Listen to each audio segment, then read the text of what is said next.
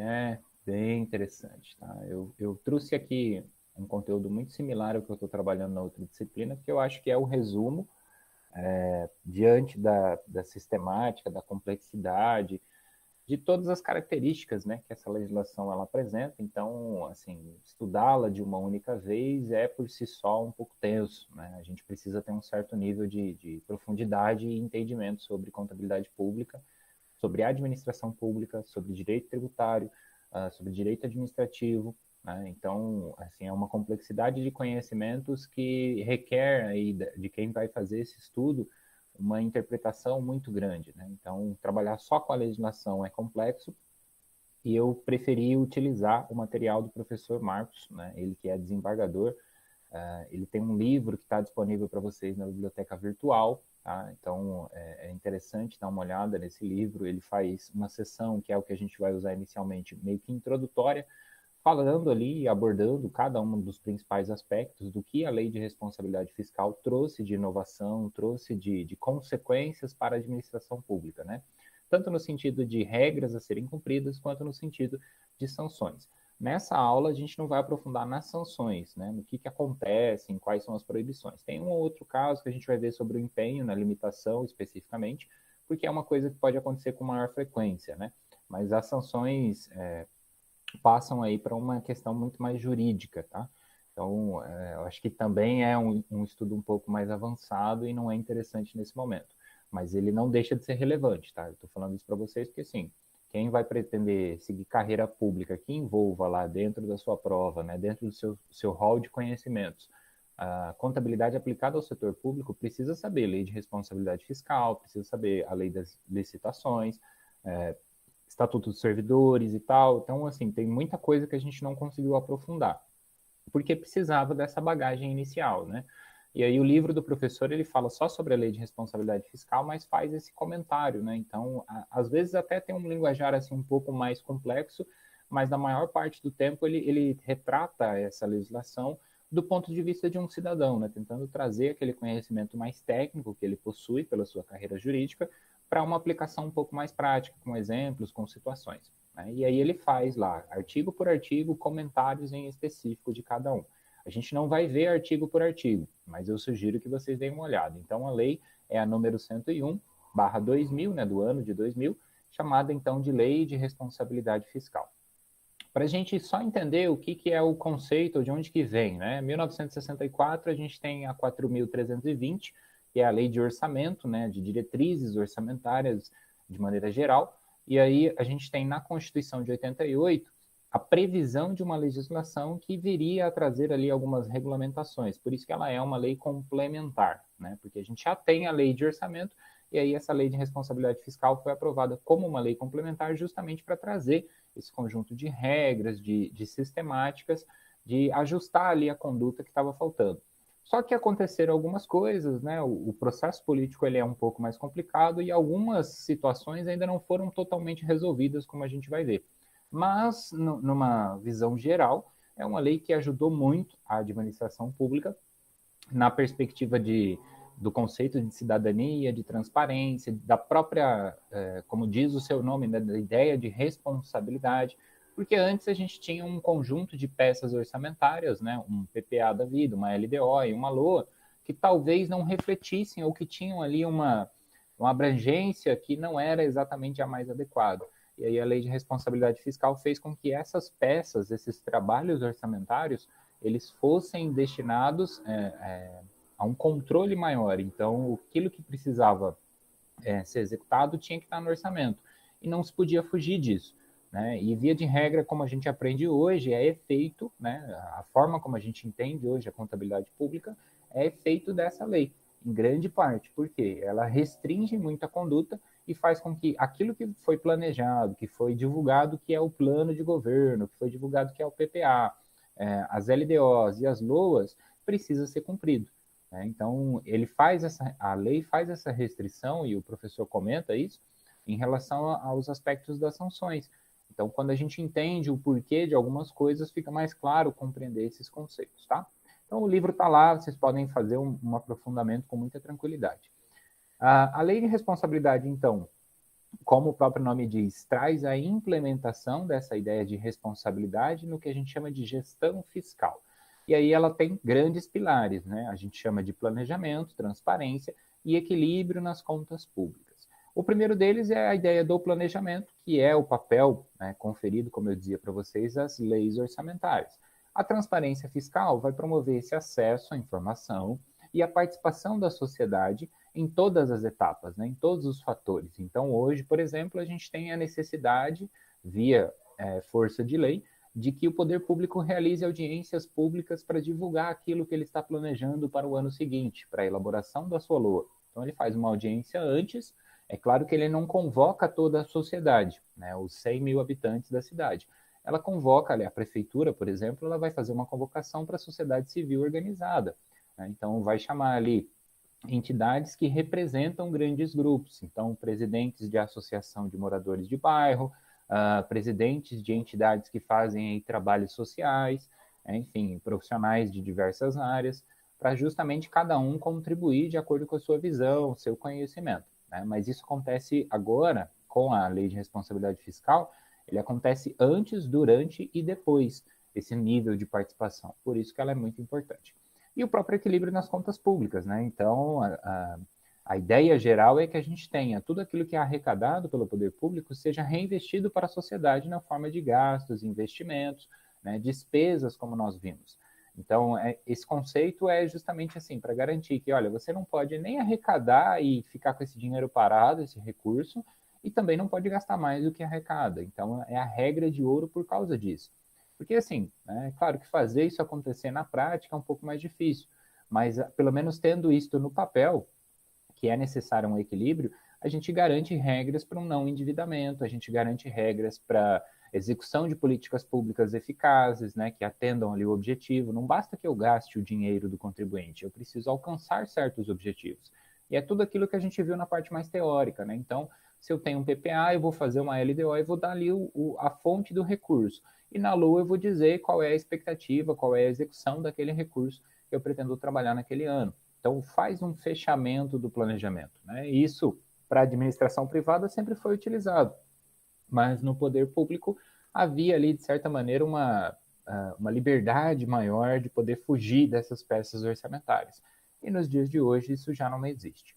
Então, assim, numa visão geral, quais são os objetivos dela? Trazer o planejamento, a transparência, a prevenção, de riscos e a correção de desvios por técnicas e métricas, que nós vamos citar algumas aqui, o próprio equilíbrio das contas públicas, o cumprimento de metas de resultado, né? Então não adianta também estabelecer objetivos e não alcançá-los, né? Então a gente considera e avalia receita e despesas num conjunto ali de avaliação de desempenho propriamente dita, fixação de limites e também de condições específicas para renúncia de receita. Né? Abrir mão de receita requer alguns critérios, e é essa lei que vai trazer esses critérios. E também para a criação, ou o termo utilizado aqui é geração de despesas, né? Principalmente aquelas de longo prazo. Então, no artigo 1º, a lei fala, olha, aqui nós vamos discutir as normas de finanças públicas voltadas para a responsabilidade na gestão fiscal. E desse primeiro artigo, que o professor relembra aqui, é que a gente pode extrair todos esses objetivos. Então, quando alguém questiona quais são os objetivos da Lei de Responsabilidade Fiscal, se eu faço essa pergunta para vocês, vocês precisam responder com todos esses itens, né? Entendendo que todos eles contemplam ou estão contemplados de alguma maneira nessa legislação em específico. Né? E aí cada um deles é abordado de uma forma diferente. O planejamento, então, é para reforçar que os instrumentos previstos pela Constituição, que recepciona, né, a Lei 4.320, ela já prevê lá, como lei maior, a Constituição Federal estabelece que os instrumentos de planejamento são o PPA, a LDO e a LOA, e esses instrumentos são detalhados, então, dentro da Lei 4.320. Isso é reforçado pela Lei de Responsabilidade Fiscal para que fique uma coisa igual, né, para que fique uma coisa simétrica e paralela. A ideia da transparência, que é o outro objetivo, destina-se então à promoção desse acesso e à participação da sociedade, que eu já comentei um pouquinho para vocês. Mas aqui a gente tem outros exemplos, né? Então, o incentivo à participação popular na elaboração das peças orçamentárias, que é aquele momento antes, né, onde a gente chama todo mundo para discutir e fala assim, olha, o que está precisando no seu bairro? a gente precisa de um novo centro de distribuição de água. Ok, então anota, considera, vê o valor desse investimento depois, faz um estudo programado, e tudo isso tem que ser avaliado e discutido com a comunidade. Então, a divulgação, né, dessas informações, e aqui é colocado até por meios eletrônicos, porque a época da legislação, vocês devem se lembrar, em 2000, né, a internet estava surgindo, então os meios eletrônicos eles ainda não eram tão eficazes como são hoje, mas vocês veem a administração pública, praticamente todas as cidades hoje vão possuir pelo menos um site, né? E ainda que sejam ali, talvez um pouco difíceis da gente entender de início, todas praticamente as cidades já possuem. Né? Não estou afirmando isso com 100% de certeza, mas eu imagino. Pelo menos os estados possuem, né? Por conta das secretarias de fazenda, fundamentalmente. Enfim, o próprio governo federal possui. Então, é uma informação que está à nossa disposição. E a disponibilidade, né, a publicidade dessas contas, a emissão dos relatórios, que a gente vai discutir também, o relatório de gestão fiscal, execução orçamentária, enfim, aqueles que a gente viu lá atrás, né, junto com as demonstrações contábeis. Então, aqui a gente está falando, olha, a transparência se dá por todos os meios possíveis. Quais são? Desde a comunicação antes, a comunicação durante este processo de execução orçamentária e, posteriormente, na prestação de contas também. O aspecto de prevenção de risco e a correção de desvios, o professor lembra que a gente entende que, a partir da lei de responsabilidade fiscal, os fatos que impactam ali os resultados, e aí quando a gente fala de resultado fiscal, a gente está falando do quê? De receita e despesa, tá? Resultado fiscal significa resultado do fisco. Quem é o fisco? É o governo. Então, são os resultados obtidos por meio dessa administração de receita e despesa na execução das suas atividades. Estabelecido ali para aquele período, né, por meio de relatórios, a estabilidade e esse equilíbrio, então, para demonstrar, né, essa estabilidade e equilíbrio das contas públicas. Né? Como eu comentei para vocês, a gente tem um período muito complicado, ele relembra, inclusive, em alguns trechos do livro, outros profissionais, doutrinadores também sempre falam isso, que o Brasil ele teve um alto endividamento, né? E esse alto endividamento reflete até os anos de hoje. A gente vai ver, inclusive, aqui ao longo dessa aula, alguns dos aspectos do reflexo, né, que isso trouxe. E aí, uma das principais ferramentas, né, que lá atrás, nas aulas iniciais, eu comentei para vocês, o chamado anexo de riscos fiscais. É um anexo obrigatório, que vai fazer parte da LDO, e ele vai demonstrar essa avaliação do que a gente chama de passivo contingente e eventuais outros riscos que são capazes de afetar as contas públicas. Passivo é uma obrigação, né? E a gente entende na contabilidade que é uma obrigação para com terceiros, ou seja, para alguém que não sejam os sócios. Normalmente a gente chama de fornecedores, contas a pagar e etc. Contingente é aquele que nós não temos uma certeza, tá? Então, na contabilidade comercial, a gente usa muito o conceito de provisão e também de contingência, né? E aí a provisão é aquela que a gente tem uma expectativa e a contingência é um pouquinho diferente. Então, o que a administração pública adotou nesse conceito? Isso vem da contabilidade mesmo. Olha, você vai precisar observar situações que podem vir a afetar, né, o seu patrimônio futuramente, e essas informações, esses riscos para o fisco precisam ser considerados. E aí a gente chama isso contabilmente de passivo contingente. Exemplo, né, o pagamento de uma indenização. Aquele processo está rolando, ele está acontecendo ainda. Então eu tenho uma expectativa de valor para pagamento daquilo, né? Alguém entrou contra a justiça, na justiça contra uma prefeitura, por exemplo. E aí prefeitura, posso ganhar, posso perder, então eu tenho que considerar a hipótese, na pior das, que eu vou ter que desembolsar um recurso. Se eu vou desembolsar um recurso para pagar uma indenização, por exemplo, efetivamente eu preciso considerar isso do ponto de vista contábil, né? Que a gente viu aqui que contábil não é só patrimonial, é patrimonial, orçamentário, financeiro e de controle. Então, assim, para considerar realmente tudo aquilo que envolva, né? E para melhorar o controle, o conceito da administração pública nessa busca pelo equilíbrio.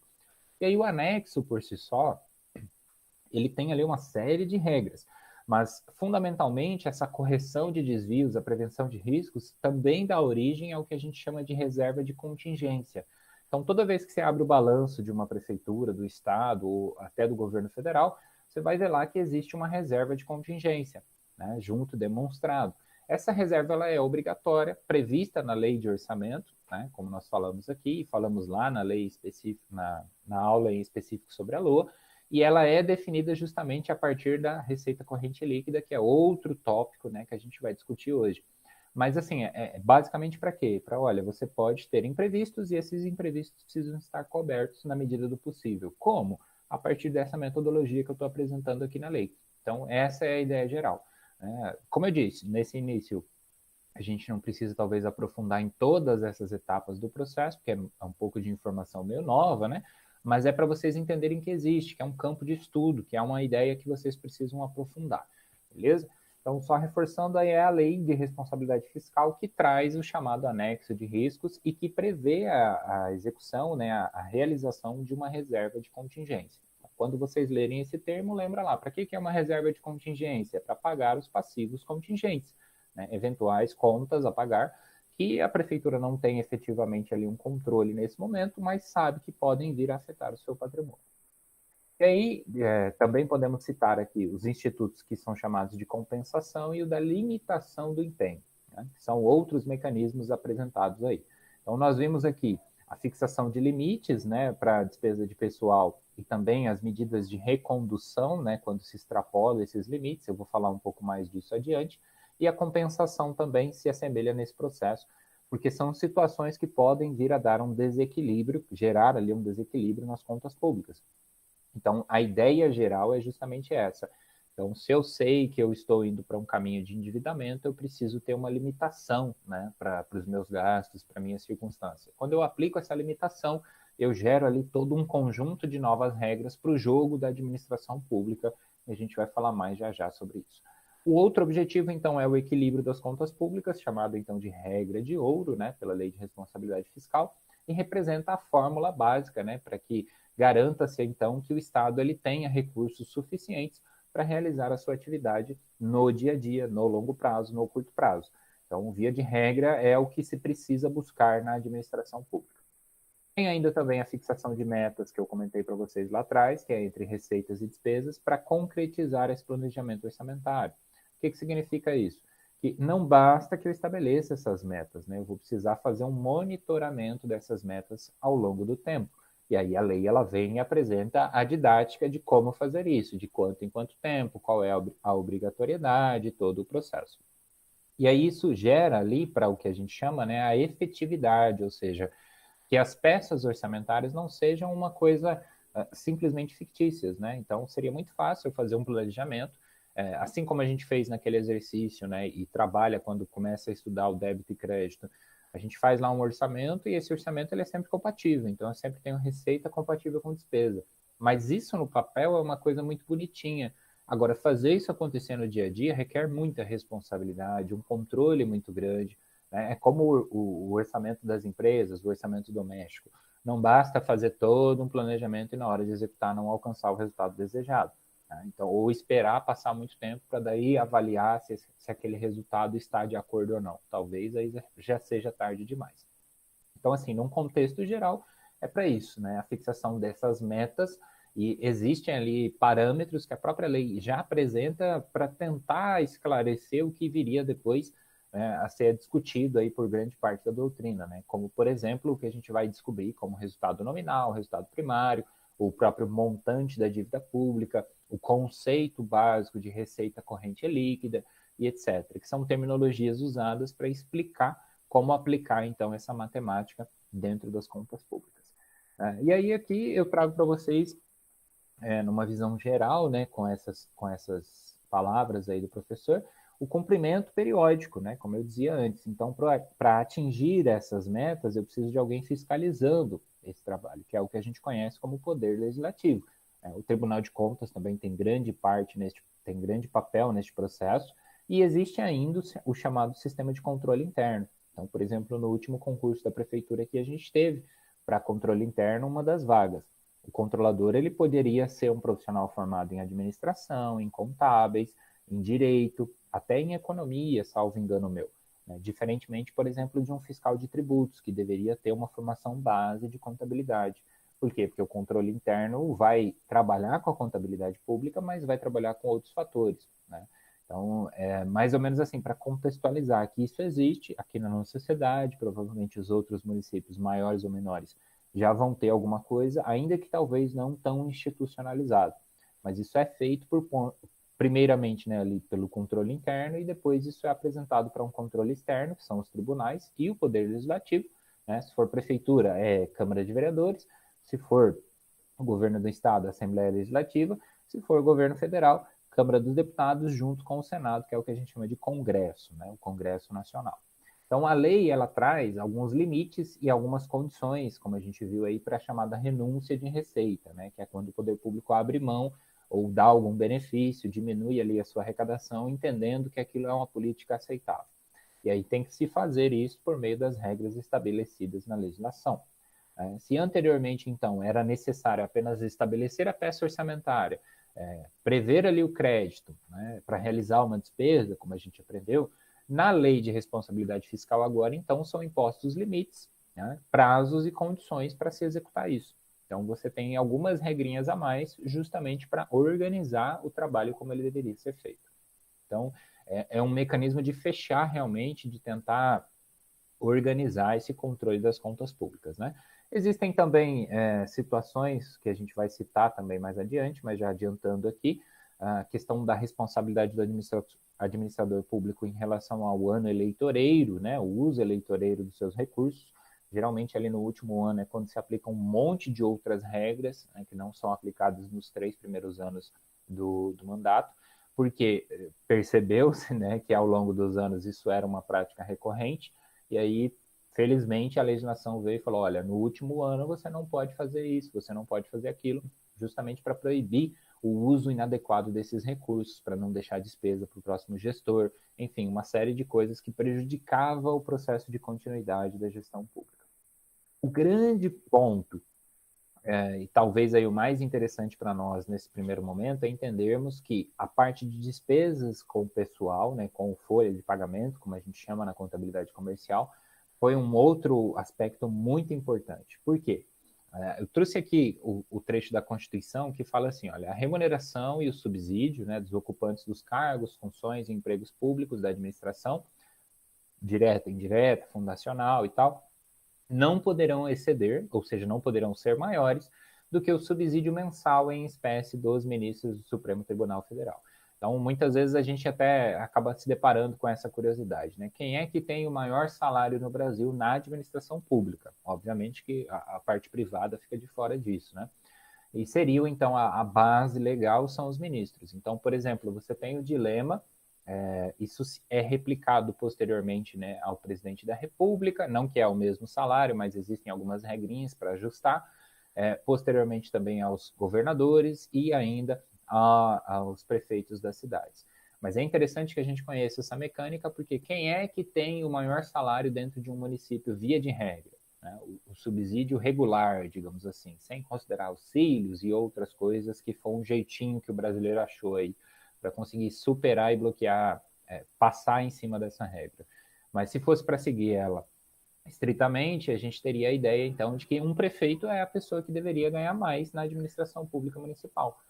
E isso significa que, por exemplo, se você vê uma notícia lá, o prefeito tenta aumentar o próprio salário de, sei lá, vamos falar valores aleatórios aqui, de 20 para 25 mil. Às vezes, esse tipo de projeto de lei pode parecer uma coisa absurda, né? A gente fala assim: poxa, mas já ganha 20 e quer aumentar para 25. Pois é, mas aí muitas das circunstâncias, às vezes, para poder, por exemplo, aumentar o salário dos médicos ou para contratar e fazer com que venham mais médicos para a cidade, o prefeito precisa aumentar o próprio salário. Por quê? Porque se ele não aumenta o próprio salário, ele não pode, por exemplo, abrir uma vaga para um médico ganhar mais do que ele já ganha. E aí, às vezes, se ele está ganhando só 10 mil, e eu sei que para nós, né, meros mortais, 10 mil reais é muito, mas vamos pensar num contexto maior. Às vezes, para atrair um profissional dessa área, aquele profissional ele não vem para essa cidade para ganhar menos do que 10 mil reais, para trabalhar ainda aqui no setor público, com certa estabilidade, com garantias e tudo mais. Mas não acontece. Então, dependendo das circunstâncias, às vezes a gente vê uma notícia ou encara uma situação e não sabe o contexto por detrás, né? É isso que eu quero citar para vocês. É sempre assim, com essa boa intenção? Não. Então, é preciso um cuidado, porque aí, às vezes, isso também é utilizado de uma maneira errônea, né? Vamos dizer assim, com má intenção. Então, o que eu quero dizer com tudo isso é que, assim, Existem regras que muitas das vezes a gente faz o julgamento de circunstâncias e situações por não conhecer essas regras, né? E como profissionais da contabilidade, em tese, a gente deveria dominar a contabilidade pública a ponto de ajudar as outras pessoas a entenderem, né? A ponto de ver uma situação como essa, entrar nessa discussão e falar, olha, é uma regra do jogo, então talvez seja interessante porque o reflexo vai ser bom. E aí, enfim, dá para se participar mais ativamente quando se entende quais são as regras do jogo, né? E a Constituição, no artigo 169, ela também determina o seguinte, ó, a despesa com pessoal ativo, inativo, pensionistas, no caso da União, estados, DF e municípios, não pode exceder os limites estabelecidos em lei complementar. E aí é o segundo ponto importante, né? Por que a LRF, a Lei de Responsabilidade Fiscal, fala dessa parte? Porque ela é essa lei complementar. Ela foi incumbida dessa obrigatoriedade de falar quais são os limites estabelecidos, então. E aí, justamente, né, a lei vem e traz ali alguns critérios a serem adotados. Porque isso é um outro problema, né, da administração pública que é muito discutido, é uma discussão muito difundida e talvez até ainda num nível muito raso. Porque as pessoas acham que a máquina pública ela é muito custosa, né, ela é muito... ela gasta muito dinheiro só porque tem folha de pagamento muito alta.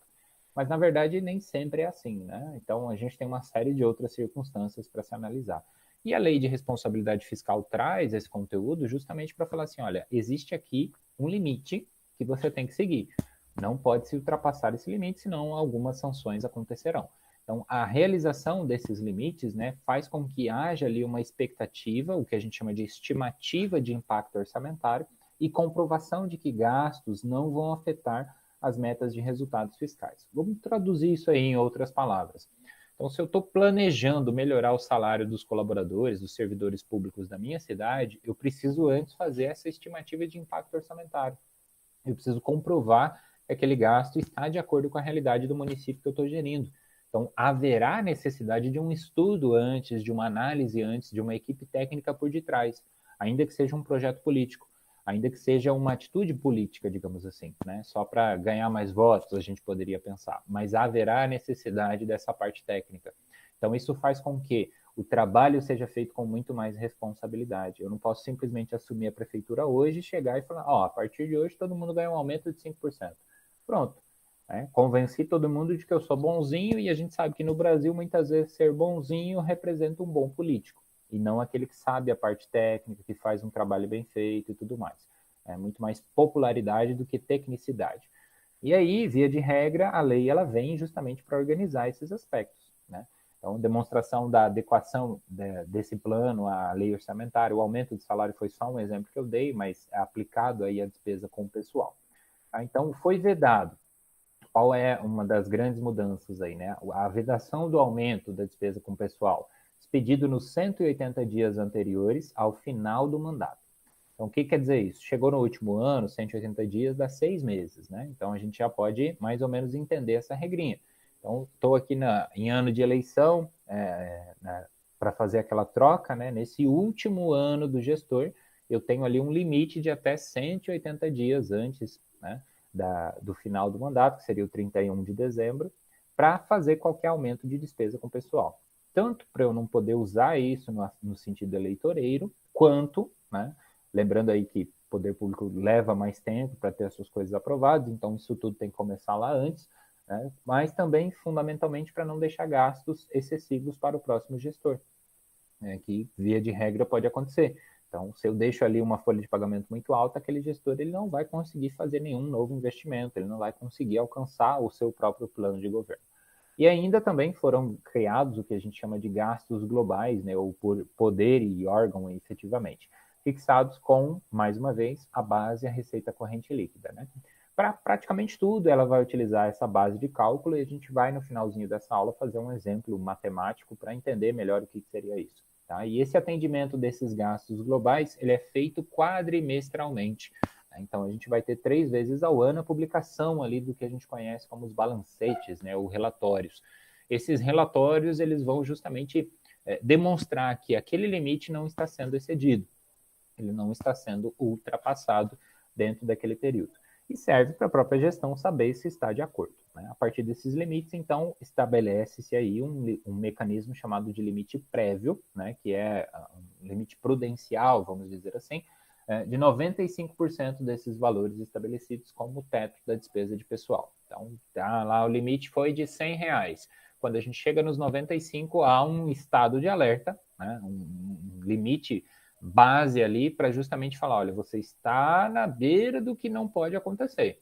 E aí já é preciso tomar medidas para começar a reverter essa situação ao longo do tempo. Aí, então, continuando esse raciocínio, a lei ela restringe, né, como eu falei para vocês no último mandato, e traz outras circunstâncias. O primeiro, né, a letra A ali no artigo 21, é o que a gente falou dos 180 dias. Na letra B, é a vedação, né, no último ano de mandato, das operações de crédito por antecipação de receita, destinadas especificamente a atender insuficiência de caixa, né, durante o exercício. São as chamadas ARO, operações por antecipação de receita. E a vedação também de assumir, ou assunção, né, assumir ali a obrigação de despesa nos 2 últimos quadrimestres, né, desse mandato, que não possa ser cumprida naquele mesmo mandato. Né? Então, eu não posso assinar um contrato que vai ali requerer o desembolso de R$ 1 milhão nesses 2 últimos quadrimestres, se eu não vou pagar esse R$ 1 milhão dentro daquele mandato. Por quê? Porque senão aí eu deixo uma despesa excessiva para o próximo gestor, quando ele assumir, ele já vai obrigatoriamente, porque tem um contrato da prefeitura assinado, ter que pagar aquela conta. Né? Então, efetivamente, é para organizar isso. Né? E aí, caso haja a necessidade dessas parcelas serem ultrapassadas ali naquele limite de ano, digamos assim, é preciso que haja suficiência de caixa, é preciso que eu comprove que eu vou deixar dinheiro suficiente para pagar aquela despesa, né? Aquela obrigação que eu assumi. Então, fiz um investimento de muito longo prazo, 2, 3 anos, e aí eu deixei ali uma parcelinha para pagar ao longo desses 4, 5 anos para frente. Beleza. Desde que eu deixe o recurso disponível no caixa, eu consigo, então, executar esse trabalho. Se não, não. É meio que para realmente falar assim, olha, o que você está planejando afeta a próxima gestão e a próxima gestão precisa ter fôlego para executar os seus próprios planos, os planos continuados que você apresentou e etc. Então, não é possível minar mais a futura gestão, digamos assim.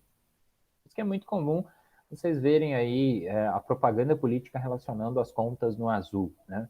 Para dizer assim, olha, fechamos o caixa de acordo, conseguimos garantir um fôlego para a próxima gestão, esse tipo de situação. Tá? Se vocês repararem com os outros olhos, eu acredito que depois dessa disciplina, ano eleitoral vai ser um pouquinho diferente para vocês avaliarem. E aí tem outros aspectos, né? Então, a destinação da lei, ou seja, a quem ela é destinada, via de regra, todas as autoridades públicas, né, que vão direto ou indiretamente trabalhar ali com o uso do cofre público, né, com recursos públicos propriamente dito. Então, mesmo que eu não seja um servidor público, mas se eu estou trabalhando como agente intermediário, por exemplo, desse recurso, eu preciso respeitar também a lei de responsabilidade fiscal. E existem os aspectos que ela complementa, quanto especificamente a Lei 4.320. Né? Então, enquanto a LRF apresenta normas para melhorar essa qualidade da gestão fiscal, né, a Lei 4.320 tem uma ênfase, um foco muito mais no processo de elaboração e controle do orçamento. Então, tem uma diferençazinha, elas não são a mesma coisa.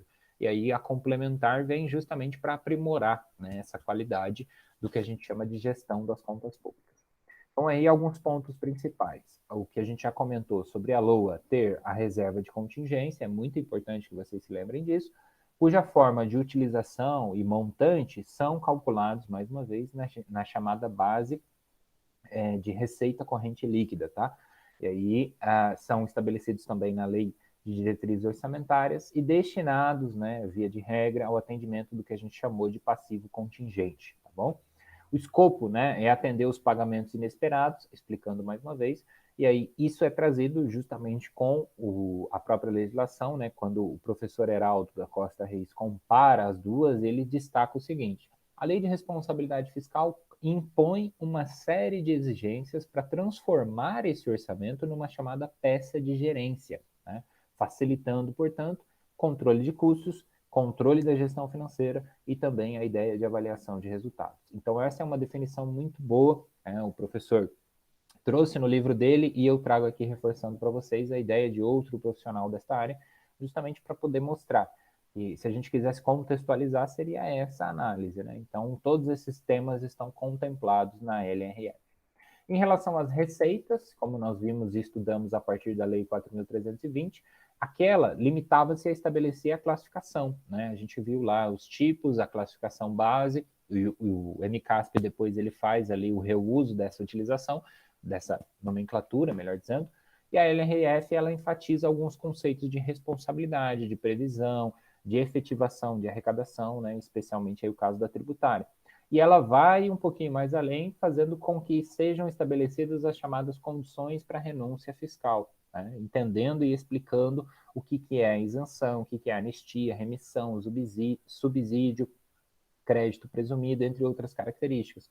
Para meio que falar assim, olha, você quer abrir mão desta receita? Tudo bem, mas é preciso que você, para fazer esse processo, siga algumas regras. Então, vou dar um exemplo muito simples, né? A prefeitura, ou o estado, ou o governo federal, fala assim, olha, a partir de hoje não existe mais determinado imposto, né? Ou então eu vou dar um tempo de isenção aí durante 6 meses, eu vou incluir aqui um rol de empresas de pequenos produtores, de grandes produtores, eu vou incluir o rol da indústria, né? Que tipo de indústria, como que eu vou fazer isso? Tudo é trabalhado sempre com aquela perspectiva de impacto orçamentário, para justamente ter ali estudos necessários, né? O estudo técnico, mostrando e falando assim, olha, se a gente fizer abrir mão dessa receita agora, daqui 10 anos eu vou ter 10 novas indústrias. E essas 10 novas indústrias vão gerar este resultado. Então, eu comparo uma coisa com a outra e mostro que abrindo mão daquela receita eu consigo reorganizar o meu orçamento e ainda pagar as contas em dia. Uma vez comprovado esses dois fatores, a positividade da premissa da política pública e a garantia do equilíbrio das contas públicas, eu consigo, por exemplo, ofertar uma política nesse sentido, né? Trabalhar ali com uma isenção ou até a própria anistia, né? Perdoar, enfim, né? Fazer com que haja ali uma modificação daquilo que já estava previsto para ser arrecadado, ou enfim. No caso da despesa, o raciocínio vai se manter mais ou menos na mesma linha, né? Garantindo esse processo de controle. A lei de responsabilidade fiscal, ela faz com que na peça orçamentária eu tenha limites já, mas são limites baseados na previsão, né, orçamentária. Então, existe ali as etapas do processo da despesa que a gente viu, né, o empenho, a liquidação, o pagamento, que são mecanismos de controle dessa despesa pública. E aí a lei de responsabilidade fiscal, ela faz essa estimativa de impacto orçamentário justamente para fazer o raciocínio que eu acabei de completar para vocês. Então, com isso eu consigo discutir se aquilo vale a pena ou não, né? Fazendo essas estimativas, fazendo essa análise previamente antes de tomar a decisão e não o contrário. Porque inicialmente o que acontecia era isso. Ah, eu acho que dá para ir por aqui. Beleza, vamos. Aí depois de 2, 3 anos é que ia ser feita uma análise, uma avaliação e olha lá ainda, né? E aí às vezes a gente sente o efeito disso hoje, 20, 30 anos depois. Então, não da lei, mas das políticas públicas que aconteceram de uma maneira talvez não tão organizadas no passado. Outro grande aspecto é o conceito de dívida e endividamento, né, onde são estabelecidos pela LRF as condições e os limites para as operações de crédito. A gente vai ver que tem limites para despesa com pessoal, tem limites também para essa questão do endividamento. Tá? Então, a Lei 4.320 ela não fala muito sobre isso, mas na época, né, o endividamento, como eu já comentei, talvez não fosse tão grande para chamar a atenção dos legisladores. Existe também o aspecto ainda da cidadania e da transparência, né, reforçados aí pelos 73A, o 48, que vão basicamente dizer aquilo que eu já comentei para vocês, tá? Que aqui no slide eu trouxe todo o conteúdo para vocês poderem revisar, fazer uma leitura. Aqui eu estou fazendo alguns comentários em relação a isso. Então, via de regra, cidadania participativa, né, prevendo aí qualquer cidadão, partido político, associação, sindicato, sendo parte legítima para fazer, por exemplo, uma denúncia no Tribunal de Contas e dizer, olha, aquele recurso está sendo mal gasto. Como? Provo, está aqui, assim, assim, assim, pronto. E aí eu consigo garantir que quanto mais pessoas fiscalizando, né, pelo menos essa é a premissa da lei, mais tranquilo será essa gestão. Por quê? Porque a prestação de contas vai ter que acontecer de um jeito ou de outro. E o 48, né, vai trazer outros mecanismos. Então, ele vai estabelecer ali a prestação de contas de acordo com os prazos que a gente comentou, né, o respectivo parecer que é necessário, relatório resumido de execução orçamentária, relatório de gestão fiscal, de acordo com os quadrimestres que a gente viu, né, versões simplificadas desses documentos também, e a todos sempre dando essa devida divulgação, né, a ampla divulgação, justamente incluindo aí meios eletrônicos. É porque a lei, talvez no seu texto original, como eu já falei para vocês, considera a época, né, do ano 2000, mas hoje praticamente tudo é feito de forma eletrônica. E aí, dentro desses aspectos, a gente pode citar também no artigo 48, né, o parágrafo 1º, os trechos lá onde ele vai falar o que é, então, essa transparência e como que ela vai ser garantida, né? Incentivo à participação popular, liberação, né, e acompanhamento da sociedade em tempo real das informações pormenorizadas sobre a execução orçamentária, então com detalhes, né, não só a orçamentária, mas a financeira também. A adoção de um sistema integrado de administração financeira e controle, aí entra muito da contabilidade pública, né, como a gente viu, da estruturação, por exemplo, de um plano de contas que veio 14 anos depois, né, de um manual que começa a vir um pouquinho antes disso, mas que começava ali a trazer regras e formas e uma sistemática padronizada. Tudo isso vem do que essa lei buscou trazer para o contexto da administração pública brasileira. Tá?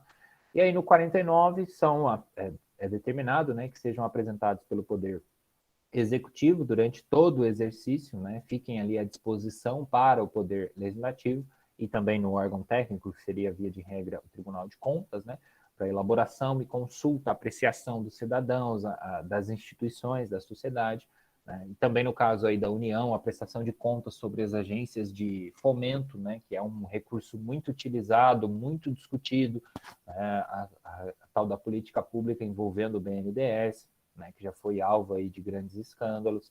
Então, assim, a lei ela prevê mecanismos de controle, mas talvez a sociedade ainda não tenha conseguido absorver todos esses mecanismos para fiscalizar efetivamente, né? E, infelizmente, o Brasil ainda tem essas dificuldades. Quanto à questão da execução orçamentária, primeiramente, a legislação ela vai trazer e esclarecer que até 30 dias da publicação dos orçamentos, o Poder Executivo tem que apresentar a chamada programação financeira, né, o seu chamado cronograma de desembolso. Ele é feito mensalmente e é justamente organizado para dizer, olha, aqui estão as minhas receitas, né? Tá lá a minha lua, aqui estão as minhas despesas. Como é que eu vou pagar todas essas despesas? Está aqui o meu cronograma para todo mundo poder saber e ter uma noção de como é que vai entrar e sair esse dinheiro do cofre público. O parágrafo único ali ainda fala, né, a aplicação dos recursos vinculados, que a gente viu dentro da aula do balanço financeiro, especificamente, que existem, lá na aula de princípios também, sobre a ideia da vinculação e da não vinculação, existem recursos que possuem um vínculo, ou seja, que já estão atrelados a uma finalidade em específico. Então, às vezes eu posso ter um tributo vinculado, né? Muito pouco comum, mas eu posso ter uma contribuição vinculada, por exemplo. Então, em resumo, eu tenho uma receita e essa receita é vinculada a uma despesa. Se ela é vinculada, a lei de responsabilidade fiscal só chegou e falou assim, olha, a regra é essa. Se ela tem vínculo, ela precisa ser destinada para o seu vínculo. Tá? Então, ainda que não aconteça naquele exercício, por exemplo, eu não gasto aquela receita que eu obtive, mas ela é vinculada, no exercício seguinte eu preciso levar isso em consideração. Tá? Trocou ali o ano, não quer dizer que ela deixou de ser vinculada, porque a LOA vai ser outra. Na hora de refazer a LOA, eu vou considerar ela como uma receita vinculada, portanto, haverá uma despesa vinculada também. E aí, para compatibilizar, né, as chamadas receitas e despesas na manutenção dessa balancinha, desse equilíbrio, ao final dos bimestres, né, a realização da receita, caso ela não comporte aí o cumprimento das metas do resultado primário e do resultado nominal também estabelecidas no anexo, os poderes públicos, né, de forma geral, o Ministério, também eles vão promover por conta própria, né, o chamado ato de limitação de empenho. Então, vamos entender isso aí. Eu tinha lá uma meta, né, e aí, dentro dessa análise que a gente fez no fechamento do bimestre, eu percebi que aquela meta foi excedida, né? Nós não conseguimos ficar dentro do que foi estabelecido. E aí, gastamos mais do que arrecadamos, em resumo. O que a gente vai fazer, então? A gente vai limitar os empenhos. E aí, a gente vai olhar todas as contas a pagar que tem e vai dizer, olha, não dá para pagar tudo isso por enquanto. Eu preciso segurar um pouco esse caixa, fechar a mão aqui, para poder realmente recuperar, esperar a receita entrar de novo para equilibrar essa conta. Porque se eu pagar tudo agora, eu corro o risco de ficar sem caixa já no mês seguinte ou nos períodos muito próximos. Então, efetivamente, é uma regrinha muito aplicada.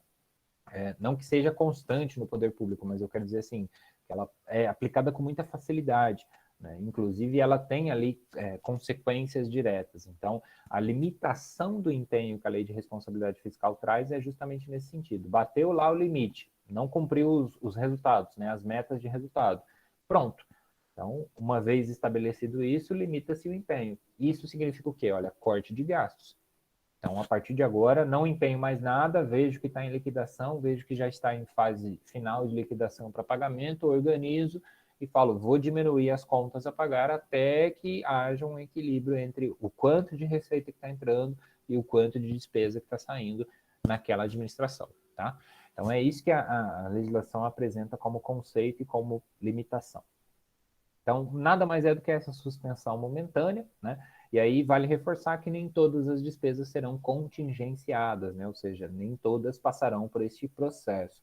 A regra é a limitação do empenho, a exceção da regra, então, é que obrigações constitucionais e legais daquele ente precisarão ficar fora desse processo. Então, eu não posso olhar qualquer despesa se eu já assinei um contrato, se eu tenho uma obrigação constitucional de transferência de um recurso, eu não posso usar essa ideia de limitação de empenho, essa justificativa, digamos assim, e falar, olha, eu não vou cumprir com a minha obrigação legal porque eu tenho que fazer a limitação de empenho. Então, a própria legislação já previu que poderia haver ali uma distorção da interpretação dessa regra, né, desse conceito de limite, e aí automaticamente já trouxe, olha, obrigações constitucionais e legais assumidas pelo ente ficam de fora da contagem, então. Significa o quê? Que além de fazer uma limitação do que eu vou ter que pagar, das contas a pagar, numa versão simplificada aí do raciocínio, eu preciso considerar que algumas contas a pagar são obrigatórias. Então é como se eu tivesse assim, dentro de uma casa eu tenho ali a conta de energia, e a conta de energia passa a ser obrigatória, porque eu preciso garantir que haja energia nos meses seguintes para ter receita, para receber recurso. Perdão, então eu vou considerar algumas dessas obrigações e separá-las da listinha, digamos assim, do não pagar por enquanto.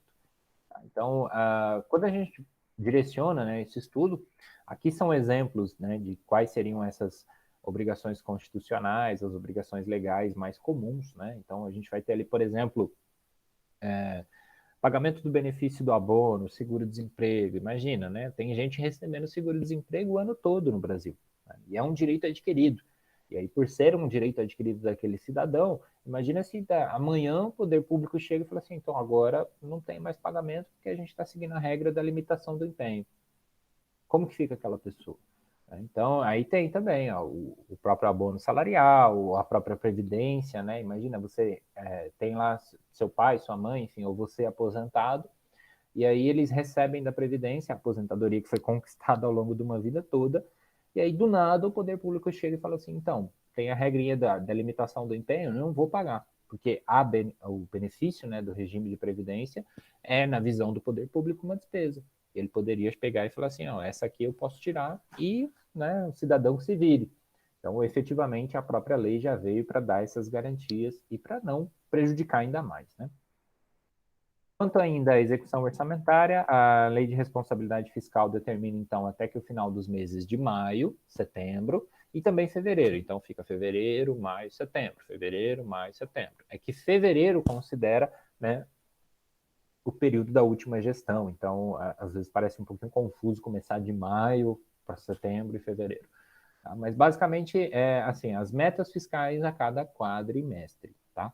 Então, audiência pública, no caso aí do Poder Federal, né, audiência pública no Senado e na Câmara dos Deputados em uma comissão mista, né, apresentação e publicação dessas contas, e no caso da Assembleia Legislativa, o Estado e Câmara de Vereadores, município. Tá? E no prazo de 90 dias após o encerramento de cada semestre, o Banco Central também tem lá a sua obrigação de apresentar as suas contas. Finalmente, então, para que não se comprometa, né, essa programação financeira dos entes, a Lei de Responsabilidade Fiscal ela determina o cumprimento do pagamento dos chamados precatórios, né, e o seu cronograma em específico de desembolso para que sejam inclusos, né? Então é justamente para garantir ali que não haja uma confusão e que aquelas ordens legais de pagamento não sejam esquecidas dentro, né, dessa perspectiva da administração pública. Até aqui, beleza? Estão tranquilos? Deixa eu ver quem está aqui comigo ainda. Estamos no 22. Estamos só nós três também, né? Então, estão conseguindo acompanhar? Tá tranquilo? Vou olhar minha garganta aqui rapidinho. Tá. Show de bola. A gente vai falar então das despesas de pessoal. É um pouquinho extenso, né? Mas não vai ficar tanto assim também, não.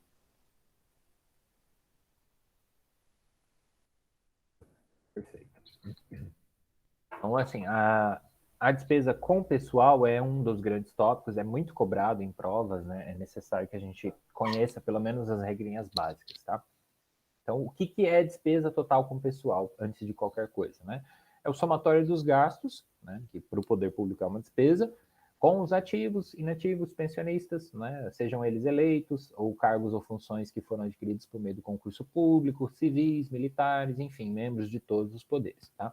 Então, em regra, considera-se aí tudo, todos os vencimentos, vantagens fixas e variáveis, etc. A lei, ela só cita um por um, porque realmente, né, para fins de cálculo, isso pode fazer uma diferença.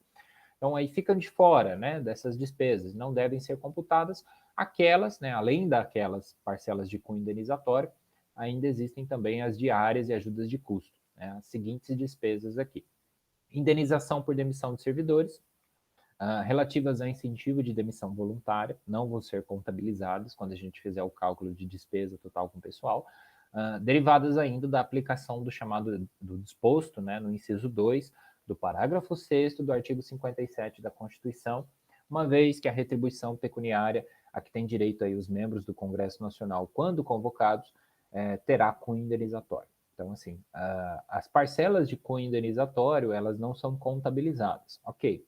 E aí, esse item C aqui, eu fiz questão de deixar para vocês, porque o artigo 57 da Constituição, ele vai dizer o que no parágrafo 6º, inciso 2?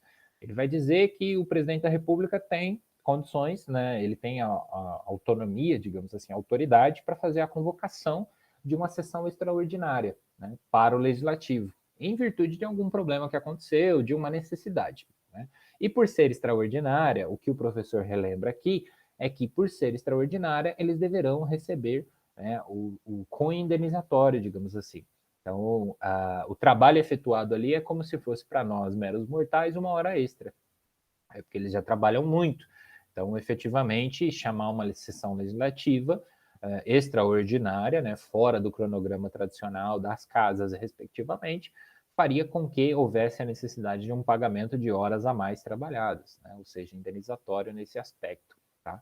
Então, é só para dizer assim que, porventura, se vocês ficarem numa situação como essa, quando verem aí que houve a necessidade de uma sessão legislativa extraordinária, façam questão de reservar o tempo de vocês também para fiscalizar, porque efetivamente aqueles profissionais, representantes do poder público, não estão lá de graça. Tá? E neste caso em específico, além do salário, receberão aí efetivamente uma ajuda a mais. O caso de diárias e outras ajudas de custo também não entram, tá, nessa conta. Então, seriam aí os vencimentos, subsídios, né, o caso de aposentadoria, se houver, hora extra adicionais e em casos em específico aqui, tá? Então, assim, para contabilizar e para entender o gasto total com despesa, com pessoal, a gente precisa entender os limites. E aí, depois, fazer o cálculo matemático, que vocês vão ver que, de uma maneira simplificada, dá para compreender. Então, assim, o que a lei fala é que existem limites globais, como a gente chama, né? Em cada período de apuração, que a gente viu ali que separa-se o ano, né? Isso é importante lembrar. E aí, em cada ente da federação, não pode se exceder o percentual da chamada receita corrente líquida. Calma que já a gente vai ver o cálculo da receita corrente líquida.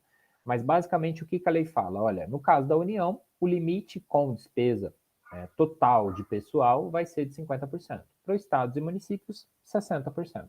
Então, é isso que você tem que memorizar inicialmente. Entender que esse limite se estabelece diferente para a União e para os estados e municípios. Né? Então, um é 50% e os outros são 60% da receita corrente líquida. E aí, a hora que a gente calcular a receita corrente líquida, a gente vai entender melhor esse processo.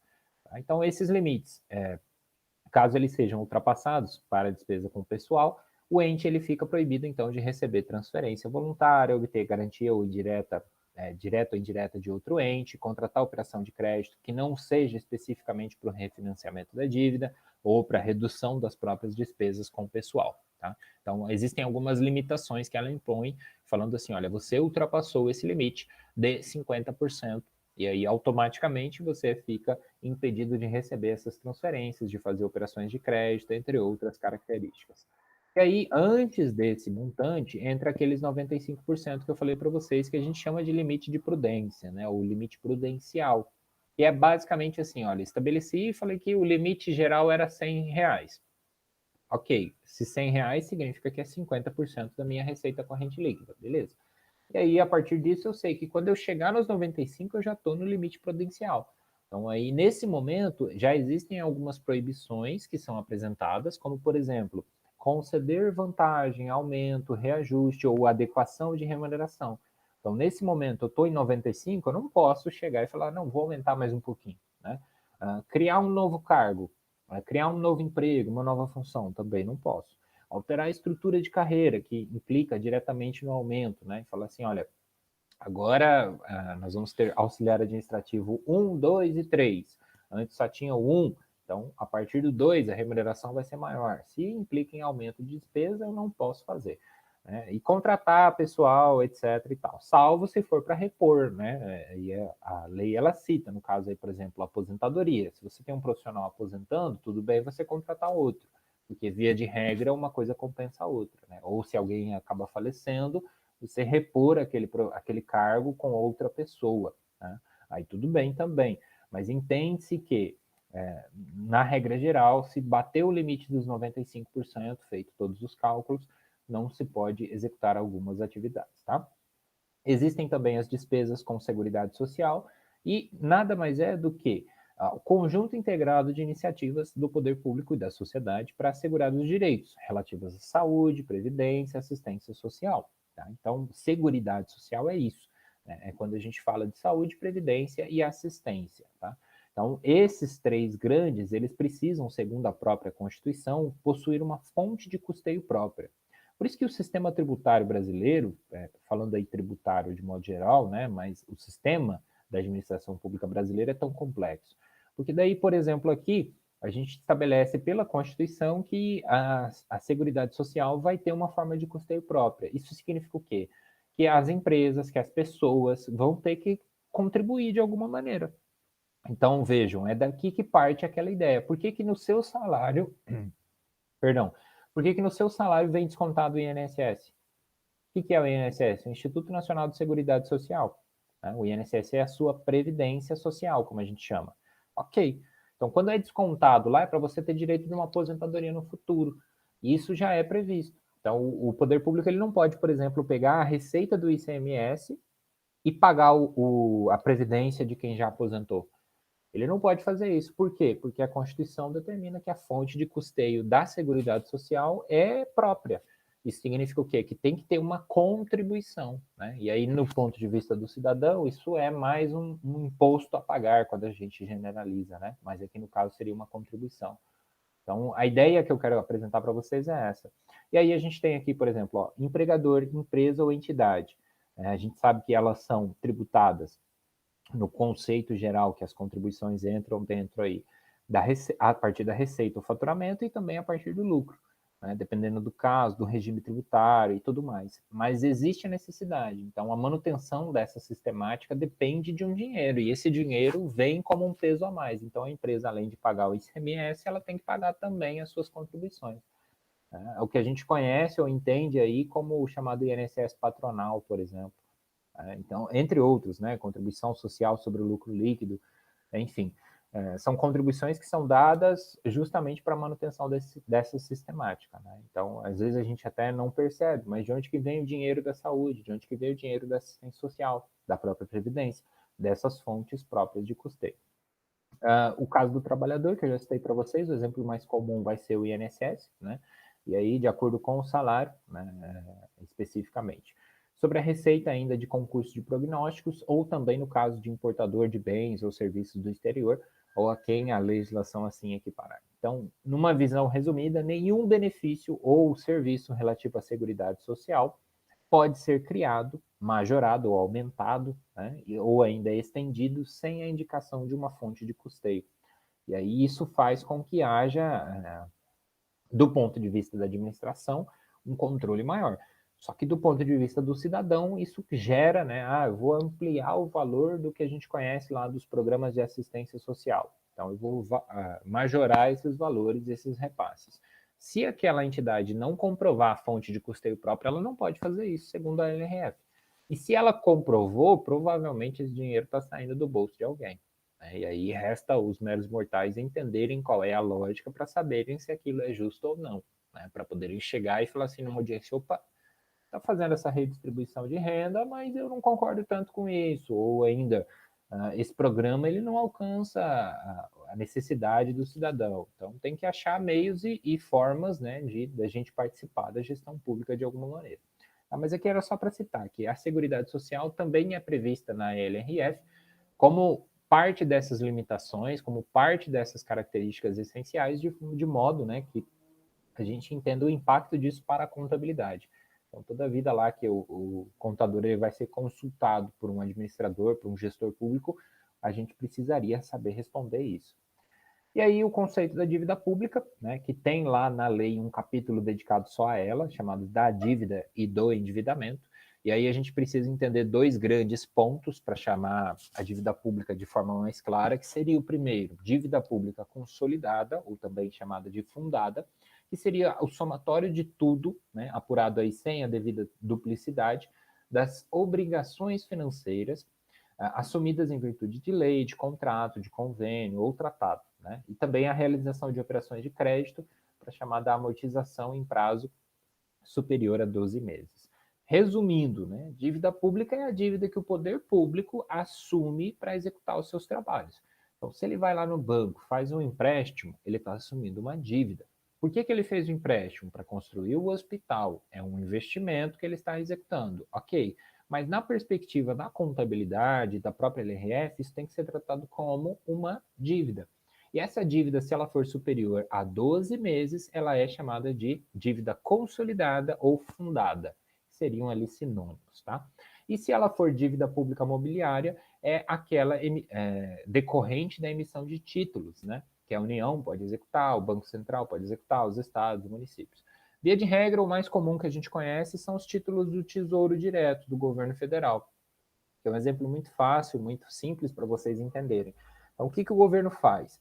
Ele tem lá o seu próprio orçamento, ele não quer recorrer a operações de crédito em específico com bancos, com outras instituições. O que ele vai fazer? Ele vai falar assim, olha, a partir de agora eu te dou um título, você compra, ou seja, me dá esse dinheiro, e daqui 10 anos eu te dou uma remuneração de 20% a mais.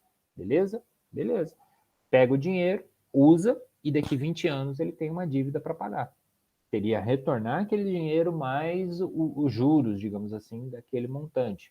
Então, isso também é uma dívida pública. Ele usou aquele dinheiro momentaneamente, né, para poder fazer, e ela é mobiliária porque ela é representada por títulos que se movimentam, né? Então, uma pessoa ela pode comprar, vender aqueles títulos, enfim, dentro daquele conceito de comissão mobiliária de valores, né? Então, a gente tem aqui uma nomenclatura em específico, tá? Então, é mobiliária só nesse aspecto, porque ela se move, tá? Não que ela seja especificamente de móveis ou de artefatos de casa e tudo mais, porque são sinônimos na língua portuguesa e às vezes isso fica um pouquinho confuso. Mas, via de regra, dois tipos de dívida pública quando a gente estuda e analisa. Né? E aí a gente tem a operação de crédito separadamente, entendendo e explicando, segundo a legislação, concessão de garantia e também a ideia do chamado refinanciamento. Né? Então, esses outros três complementam esse conjunto. Dependendo da característica que eles assumem, a gente usa eles para poder justamente ilustrar a situação daquela entidade, avaliar como estão as circunstâncias dos pagamentos e tudo mais, tá? Então, assim, basicamente, por exemplo, ali, o refinanciamento da dívida mobiliária, emissão de títulos para o pagamento do principal acrescido da atualização monetária, né? Então, é aquela ideia que eu expliquei para vocês. Aí ele chega lá e vê que não vai ter como pagar aquele primeiro título que ele emitiu, passou os 10 anos, né? Ele não tem dinheiro. Beleza, o que ele faz? Emite mais título e refinancia aquela dívida. Então, ele pega mais dinheiro, paga o principal, paga os juros, se sobrar um pouquinho, gasta mais um pouquinho e faz outro investimento, e assim o mundo gira, né?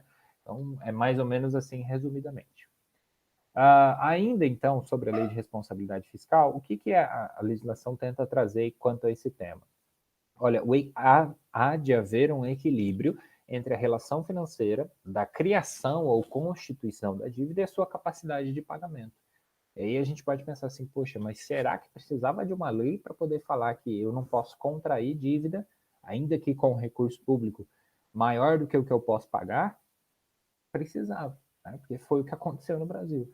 Então a gente contraiu muita dívida e não tinha capacidade de pagamento, talvez num plano que não aconteceu, poderia até ter, né? Mas não aconteceu. E aí hoje sobrou o quê? O contas a pagar, que é o que destrói e consome, né? Quando a gente aprofunda um pouquinho nesse estudo, a gente vê aí muitas críticas em relação a isso. Por quê? Porque hoje o Brasil é um país altamente endividado. Né? Ele passa por um processo, uma tentativa de se recuperar dessas dívidas, né? E isso reflete em tudo. Então, imagina você pagando ali, você recebe R$ 1.000, e aí todos os meses você tem um desconto de R$ 500 só de dívida, só de juros da dívida, melhor dizendo. Não é o principal, não é aquilo que você deve, mas só os juros R$ 500. Sobra o que para você? E aquele desconto ele é automático. Então, nessa situação é que fica complicado.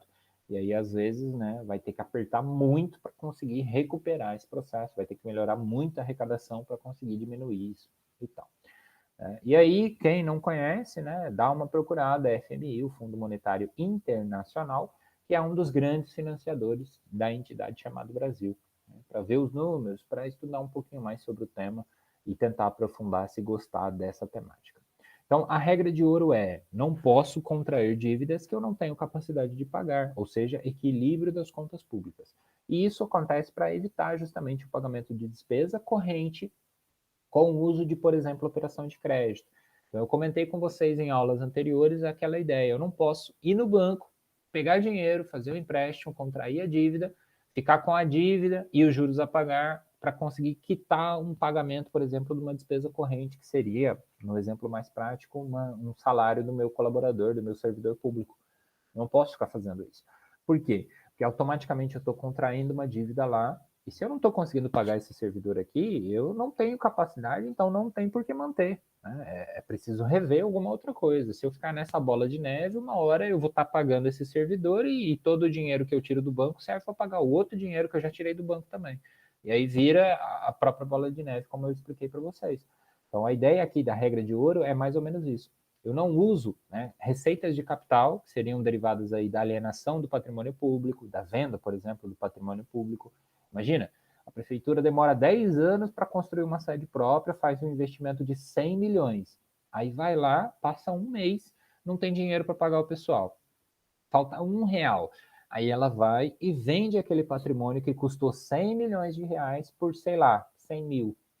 Aí ela vende por 100 mil justamente para conseguir o R$ 1 que faltava para pagar a folha de pagamento. Não está certo isso, né? Isso não é construir patrimônio, é o inverso. E aí haveria uma confusão muito grande na gestão pública, no patrimônio público, e a gente correria um risco muito grande dos gestores tomarem decisões que, se não fossem proibidas por lei, provavelmente alguns tomariam, que faria com que grande parte do patrimônio público fosse perdido, né? Fosse diminuído, pelo menos, por assim dizer. E aí, dentro dessa característica, a lei está falando é isso. Não faça operações de crédito, não utilize receitas de capital para o pagamento de despesas correntes. Em outras palavras, né? Não traga aí receitas que não sejam as correntes de tributos, de contribuições, receita patrimonial, de aluguel, aquelas que a gente viu, para pagar as despesas correntes. Se suas despesas correntes estão maiores do que as suas receitas correntes, tem outra coisa que você tem que resolver. E não é de ir no banco e ficar fazendo empréstimo para pagar aquilo ali, por exemplo. Tá? Ou de vender o patrimônio público para arrecadar dinheiro rápido para quitar uma dívida que vai ser recorrente. Por isso que não funciona essa regra, enquanto você vai perdendo o patrimônio. Tá? Então, finalizando aí o raciocínio, né, os limites, como a gente viu, um outro aspecto aqui seriam os limites, então, para a dívida pública, né, para o endividamento, para essa estrutura que nós estamos falando. E quais são?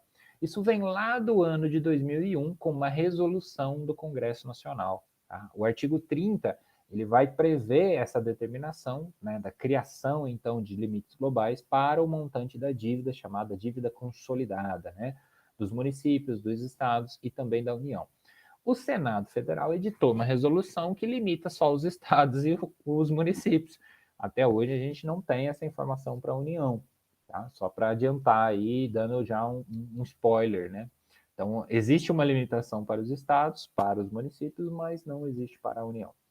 Então, as duas primeiras resoluções, que são a 40 do Senado Federal do ano de 2001 e a 43, vão determinar esses limites globais. Quais são?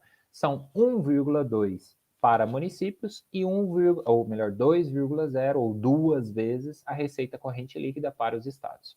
Então, a gente vai fazer o exemplo, isso vai ficar um pouquinho mais claro, mas eles estão citados aqui embaixo, tá? Eu cito várias vezes. Então, resumindo aí, a gente pode dizer o quê? Olha, calculou a receita corrente líquida? Sim. Então, 200% disso é o limite da sua dívida, ou seja, duas vezes mais, no caso do Estado. E Distrito Federal, que se equipara a um Estado para esses fins. Município, 1,2. Que a chance, né, do município ali ter um endividamento é muito maior. Então, aí esses limites, eles foram estabelecidos lá em 2000, né, para 2001 veio a resolução, e a resolução falou assim, olha, haverá um prazo de 15 anos para adequação. 15 anos completou-se em 2016.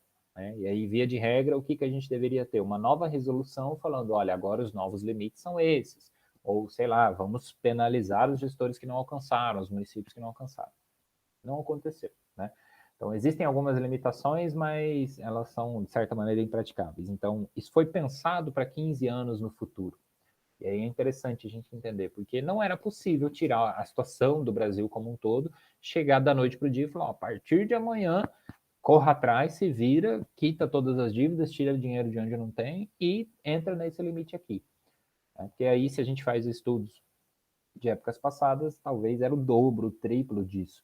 Né? E agora, de certa maneira, aos poucos, aí alguns estados estão se regularizando. E vocês devem ter visto, se lembrarem aí, não de eleições muito antigas, mas recentes ao longo do Brasil, alguns gestores foram muito criticados, alguns gestores foram muito bem avaliados por conta justamente desse controle das contas públicas. Então, quem conseguia manter dentro dos limites da lei de responsabilidade fiscal era bem avaliado. Quem extrapolou os limites era mal avaliado, e isso refletia, inclusive, no aspecto eleitoreiro. Tá? E aí, para o caso das operações de crédito, o limite é fixado em 60%, né, da receita corrente líquida para os dois espaços aí. E vamos fechar o raciocínio, então, vendo o que é essa tal dessa receita corrente líquida, né? A gente basicamente tem lá as duas nomenclaturas, tá? Então, eu quero que vocês se lembrem, principalmente do balanço orçamentário. A gente vai ter receita corrente e receita de capital. O que é receita corrente? É a receita do dia a dia.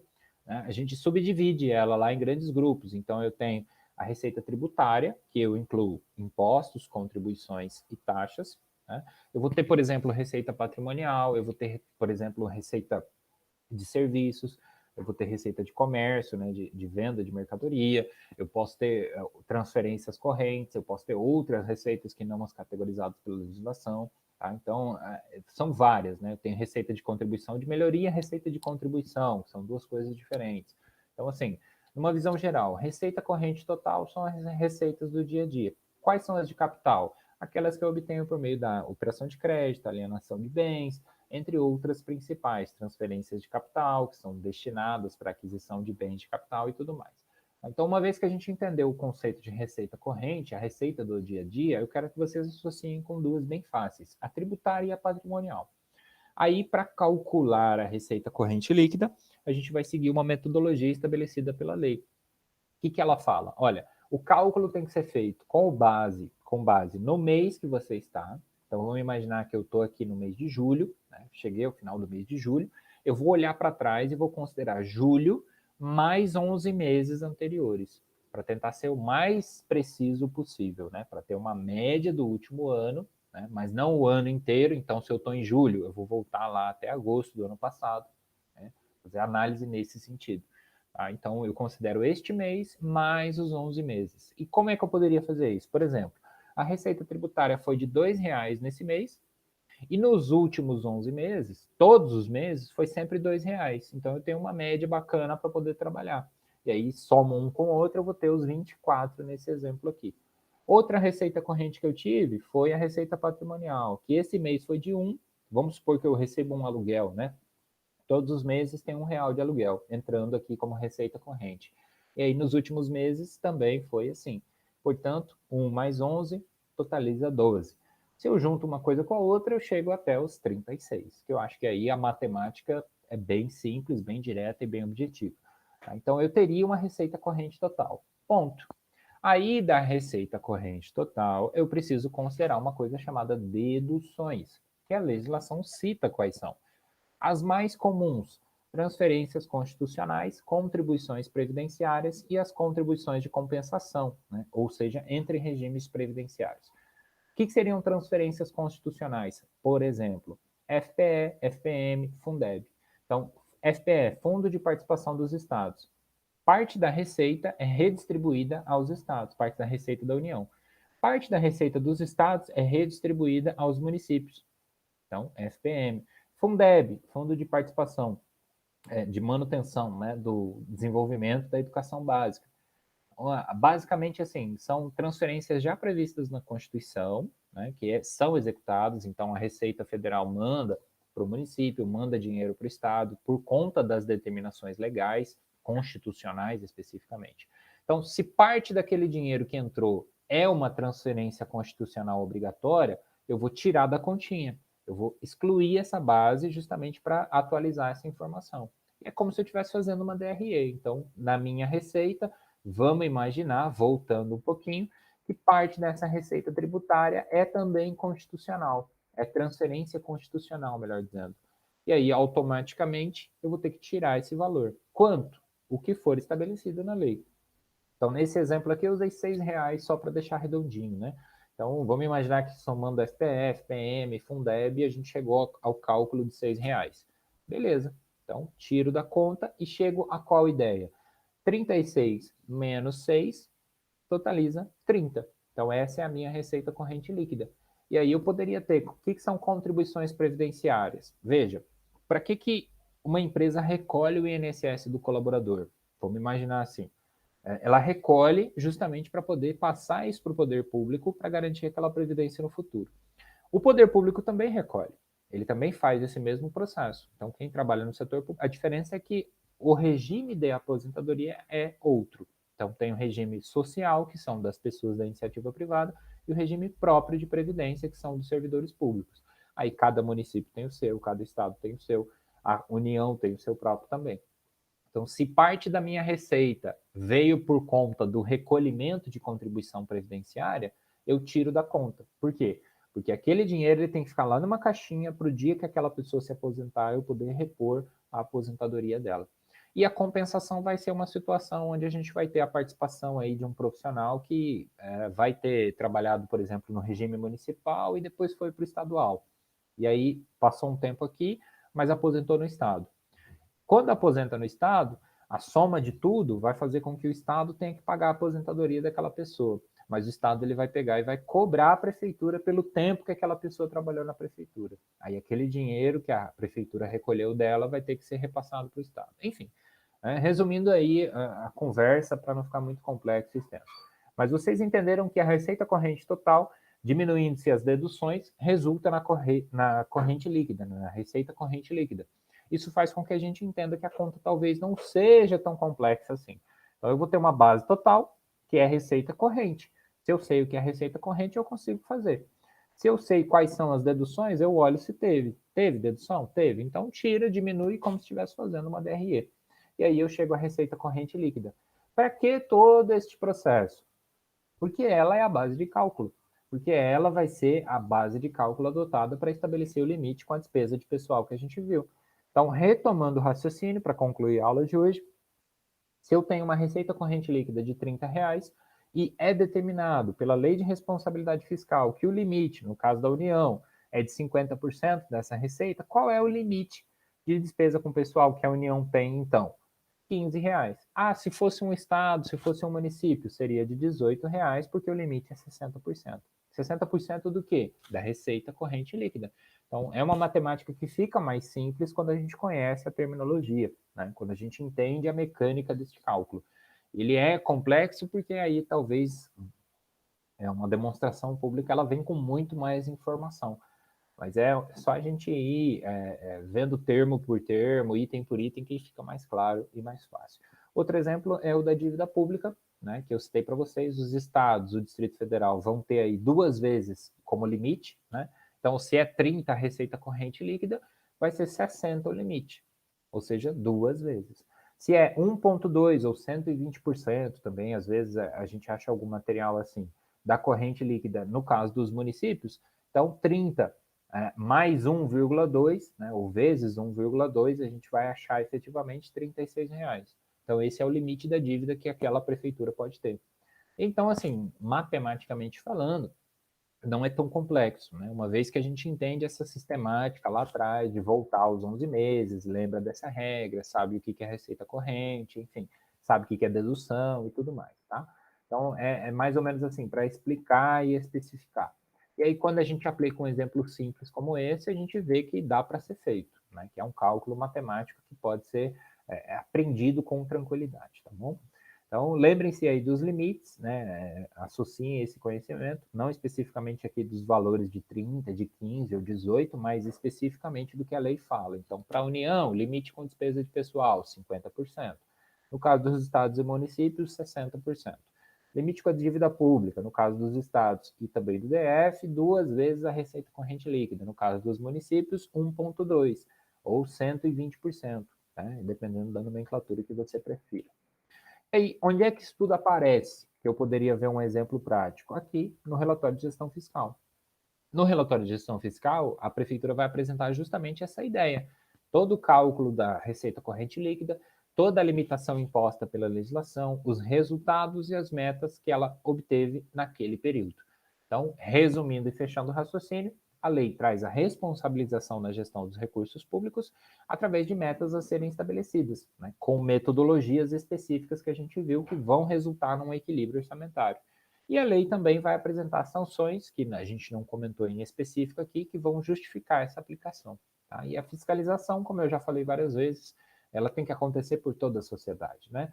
Na elaboração, na execução e também no processo de prestação de contas. Então, essa foi a aula aí que deu uma visão geral sobre o que é a lei de responsabilidade fiscal, né? É claro, superficialmente, para a gente poder entrar nesse tema ainda nessa disciplina de Pública 1, para que não ficasse sem os devidos comentários. Então, queria agradecer aí a participação de vocês e me colocar à disposição, caso tenham dúvidas. Deixa eu interromper aqui, que daí não fica esse espelho. Estou só com a Jennifer aqui. Jennifer, alguma dúvida?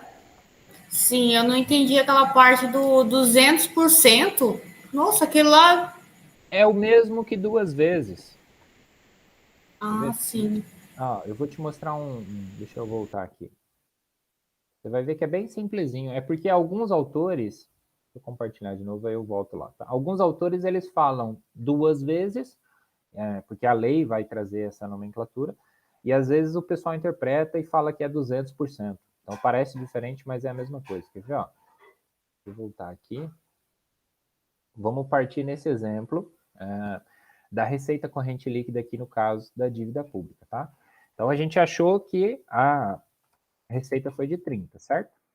Então o que seria 200%?